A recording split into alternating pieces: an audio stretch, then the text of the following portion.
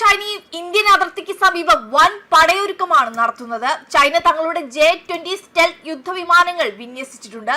പാകിസ്ഥാൻ ഇപ്പോൾ ചൈനയിൽ നിന്ന് J-35 സ്റ്റെൽത്ത് യുദ്ധവിമാനങ്ങൾ വാങ്ങാനും പദ്ധതിയിടുന്നു.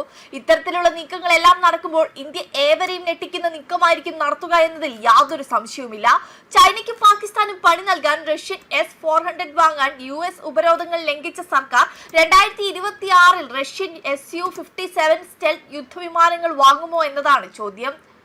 ഇന്ത്യയുടെ സ്വന്തം 5ാം തലമുറ യുദ്ധവിമാനമായ AMCA അടുത്ത ദശകത്തിൽ പ്രവർത്തനക്ഷമമാകുന്നതുവരെ റഷ്യൻ 5ാം തലമുറ സുഗോയ് 57 യുദ്ധവിമാനത്തെ താൽക്കാലിക നടപടിയായി ഇന്ത്യൻ വ്യോമസേന പരിഗണിക്കുന്നുണ്ട്.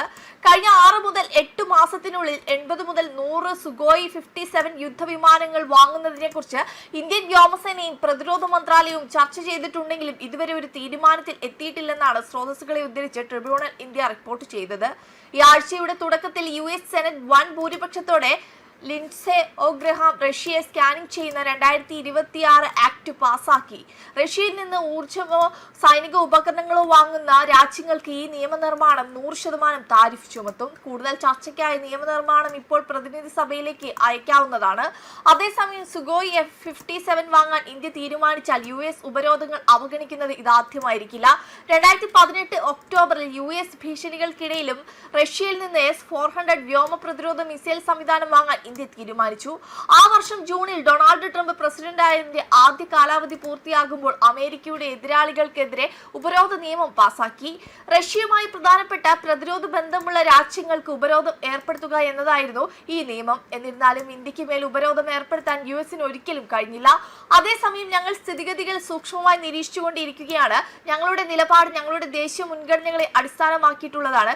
ഈ വിഷയത്തിൽ US-ലെ പ്രസക്തമായ പങ്കാളികളുമായി വിവിധ തലങ്ങളിൽ ഇടപെടുന്നുണ്ട്. പുതിയ US ഉപരോധങ്ങളെ കുറിച്ച് വിദേശകാര്യ മന്ത്രാലയ വക്താവ് രൺദീപ് ജയ്സ്വാൾ വെള്ളിയാഴ്ച പ്രതികരിച്ചത് ഇങ്ങനെയാണ്. അതേസമയം പതിറ്റാണ്ടായി ഇന്ത്യയുടെ പ്രതിരോധ ചരിത്രം ആശ്രിതത്വത്തിൻ്റെതായിരുന്നു. യുദ്ധവിമാനങ്ങൾ, പീരങ്കികൾ, അന്തർവാഹിനികൾ, മിസൈലുകൾ എന്നിങ്ങനെയുള്ള സൈനിക കോപ്പെല്ലാം വലിയ തോതിൽ ഇന്ത്യ ഇറക്കുമതി ചെയ്യുമായിരുന്നു. ഇത് ഇന്ത്യയുടെ നയതന്ത്ര ആശ്രിതത്വത്തിനും കാരണമായി. യുദ്ധവും സമാനമായ പ്രതിസന്ധികളും ഉണ്ടാകുമ്പോൾ നമുക്ക് മറ്റു രാഷ്ട്രങ്ങളെ ആശ്രയിക്കേണ്ട അവസ്ഥയും ഉണ്ടായി. എന്നാൽ ഇത് പഴങ്കഥയാവുകയാണ്. ഇന്ന് ഇന്ത്യ ഏറ്റവും വലിയ ആയുധ ഇറക്കുമതി രാജ്യം എന്നതിൽ നിന്ന് ആയുധ നിർമ്മാണവും ആയുധ കയറ്റുമതിയും നടത്തുന്ന രാജ്യമായി മാറിക്കൊണ്ടിരിക്കുകയാണ്.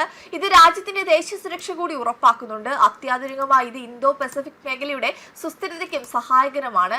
ഈ മാറ്റം ആധുനിക കാലത്ത് രാഷ്ട്രശക്തിക്ക് ആദരം ആയുധശക്തിയിൽ മാത്രമല്ല വ്യവസായ മികവ് കൂടിയാണെന്ന് തെളിയിക്കുന്നു. ഏറ്റവും മികച്ച പ്രതിരോധ സന്നാഹങ്ങളുള്ള രാജ്യങ്ങൾക്കാണ് പുറമേ നിന്നുള്ള ഇടപെടലുകളെ ചെറുത്തു നിൽക്കാനാവുക. അതുകൊണ്ട് ഇന്ത്യ തദ്ദേശീയമായി വികസിപ്പിക്കുന്ന പ്രതിരോധ ശേഷി സാമ്പത്തിക തലത്തിലും സുരക്ഷാ തലത്തിലും ആശ്വാസമാണ്. വെബ് ഡെസ്ക് കർമ്മ ന്യൂസ്.